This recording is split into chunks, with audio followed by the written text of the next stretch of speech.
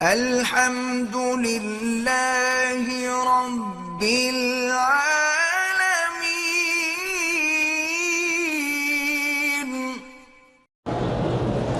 ایک آدمی اپنے ہاتھ سے شہوت کو مٹاتا ہے، یہ بہت بڑا گناہ ہے۔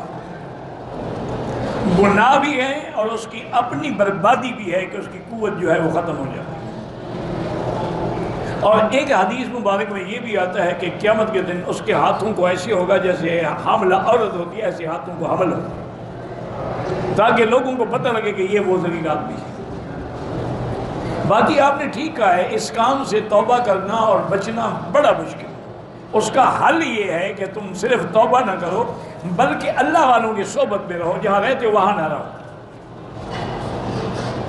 اور علماء نے یہ بھی لکھا ہے کہ تم جب حمام میں جاؤ تو دروازے کو کنڈی مت لگاؤ، تاکہ تمہیں خوف رہے کہ بھی کوئی آ جائے گا، تو اس وجہ سے بھی تم کچھ بچو گے اس گناہ سے۔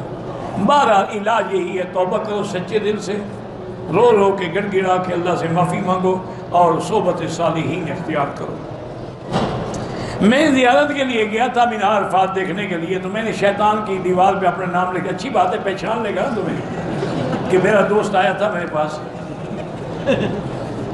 بس بے وقوفی کی کوئی انتہا ہے۔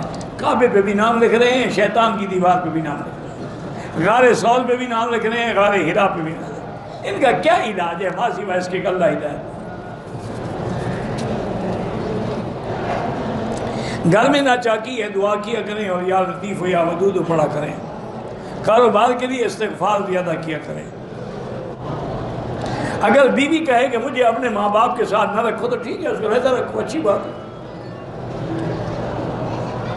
اگر شوہر بیوی کو باپ کے گھر جانے سے منع کرتا ہے، نہیں ضرورت ہو تو اجازت دے، نہ ہو تو منع کر سکتا ہے۔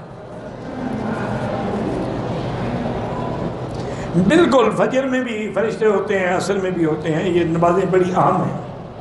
فجر کے بارے میں ہے کہ ان قرآن الفجر کان مشہورا، عصر کے بارے میں ہے کہ حافظوا علی الصلوات والصلاۃ الوسطی۔ آج کل عورتیں بیوٹی پارلر میں بہت زیادہ فضول خرچی کرتی ہیں، اللہ ان کو ہدایت دے، اور کیا کریں۔ وہ پہلے تو عورتیں جاتی تھیں، اب تو مرد جاتے ہیں بیوٹی پارلر میں۔ عورتوں کو تو چھوڑو، ان کو تو چلو بننے سمجھنے کا شوق ہوتا ہے، اب مرد جاتے ہیں وہاں، کٹنگ بھی کرواتے ہیں، فیشل بھی کرواتے ہیں، پھر لپسٹک بھی لگاتے ہیں۔ انا للہ و انا الیہ۔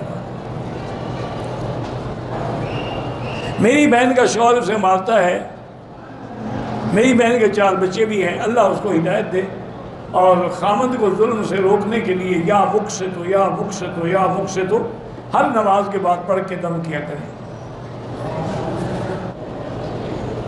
اللہم صلی علی محمد وعلی آل محمد وبارک وسلم بھی پڑھیں، صرف آل محمد تک شیعہ پڑھتے ہیں۔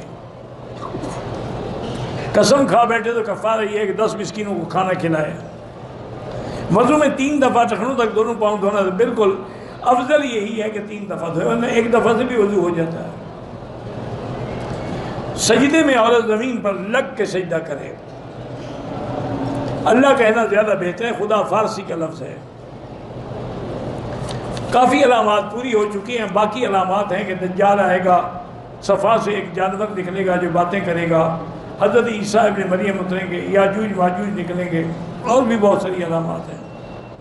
نظر بد سے حفاظت کے لیے آخری صورتیں پڑھا کریں، اور سورۃ نون والقلم کی جو آخری آیت ہے وَإِن يَكَادُ الَّذِينَ كَفَرُوا لَيُزْلِقُونَكَ بِأَبْصَارِهِمْ لَمَّا سَمِعُوا الذِّكْرَ، یہ آیت پڑھا کریں۔